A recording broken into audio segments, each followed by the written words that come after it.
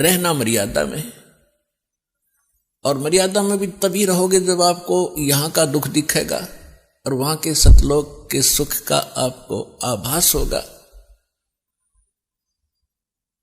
और फिर धीरे धीरे कैसा समाज बनेगा, या माया की जो दौड़ है या आग लगी हर एक के अंतःकरण में, या शांत होएगी। आप माया के पीछे किस लिए भाग रहे हो? बड़ी कोठी बनाऊंगा, गांव नगर में मेरी शोभा होगी, फिर लड़का लड़की ब्याहूंगा, खूब बैंड बाजे बजवाऊंगा तू तू तू तू तू करवा के, और खूब दान दूंगा, लोग देखेंगे बड़ा दान करा भाई इसने। तो ये दोनों बीमारी आपका समझ में आ जाएंगी कि आज तू बेटी ब्याह रहा है या बेटे का ब्याह कर रहा है, और कल मृत्यु होगी, फिर कहां गए तेरे वो तू तू तू तू टक्कर मार कर रोएगा। तो पुण्यात्माओं, यह सच्चाई है।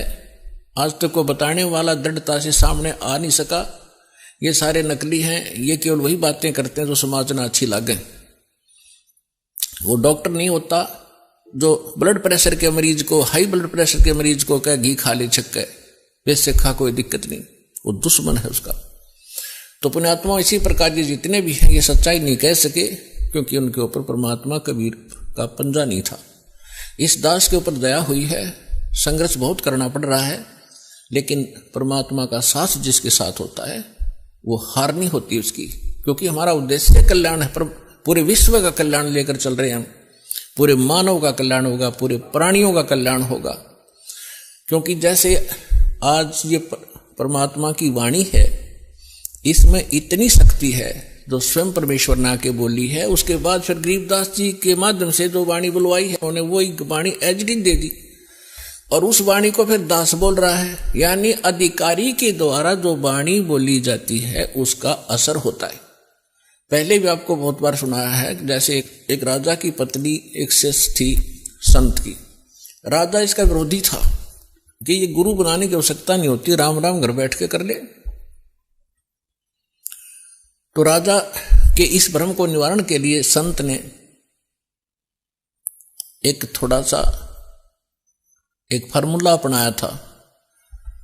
राजा गया उस संत के आश्रम में अपनी पत्नी के साथ कि महाराज क्या गुरु बनाना जरूरी होता है क्या? क्यों मूर्ख बनाते हो जनता को? भगवान घर बैठ के बज सकते हैं, कोई भी कर ले राम राम, कितना राम नाम ले ले। तो संत जी ने सोचा ये राजा है, यहां नाराज घना हो जाएगा जब मैंने कुछ उल्ट सुल्ट जवाब दे दिया। तो उसको कहा, राजन अब मुझे अपनी भक्ति का समय हो गया है, इसमें काफी समय लगेगा, मैं आपका प्रश्न का उत्तर दूंगा, मैं कभी घर आऊंगा आपके, वहां दे दूंगा, वहां कभी आपको विस्तार से समझाऊंगा, तब समझ में आएगी। राजा बोला ठीक है। दिन निश्चित हुआ, राजा बैठ गया सिंहासन पर जच के, संत के लिए आसन लगवा दिया। आने की इंतजार थी कि कब आएंगे संत, अभी आने वाले हैं। सामने सैनिक बॉडीगार्ड खड़े थे, वजीर खड़े थे, कुछ बैठे थे। जब संत पहुंचे वहां पर, और वहां उपस्थित सभी सैनिक जो खड़े थे उनको कहा संत ने कि ए सैनिकों, ए सिपाहियों, इस व्यक्ति को अरेस्ट करो। राजा की तरफ संकेत किया। अब वो सिपाही सोच रहे थे ये मंदबुद्धि व्यक्ति क्या बकवास कर रहा है। उस संत ने दूसरी बार फिर कहा, तीसरी बार फिर कहा, लेकिन कोई टस से मस नहीं हुआ। राजा ने सोचा इसका दिमाग खराब हो गया इस संत का, ये मेरा राज हथियाना चाहता है। राजा ने कहा कि इसको अरेस्ट करो, सैनिकों को। यही शब्द उसने बोले, यही वो संत बोल रहा था। राजा के कहते ही उस संत को 4-5 सिपाहियों ने आके जकड़ दिया। अगले आदेश की इंतजार थी, अब इसका करें क्या। तब संत ने कहा कि हे राजन, तुम घर आए व्यक्ति का ये ऐसा ही सलूक करते हो क्या? राजा ने कहा कि आप क्या कर रहे थे? कि मैं आपके प्रश्न का उत्तर दे रहा था कि आपका प्रश्न ये था, क्या घर हम खुद भक्ति नहीं कर सकते? गुरु की क्या आवश्यकता है? राजा ने कहा ये खाक उत्तर दिया तेने। बकवास करने लग गया कि नहीं सुनो जानता, मुझे छुड़वाओ पहले, राजा ने कहा छोड़ दो, छोड़ दिए।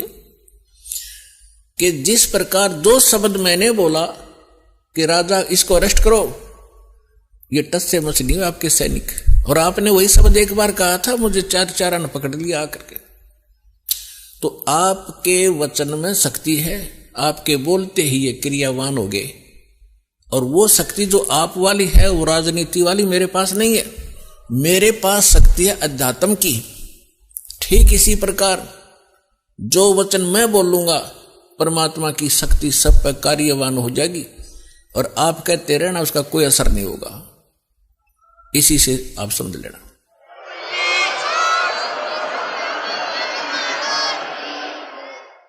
तो इसी प्रकार ये दास उस परमात्मा का कृपा पात्र है, उसी की कृपा से ये सच्चा ज्ञान आप तक पहुंच पा रहा है।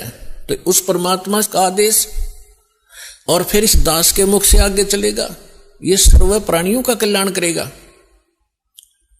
इसका तरीका देखो, परमात्मा ने कैसा एक अनोखा तरीका अपनाया है।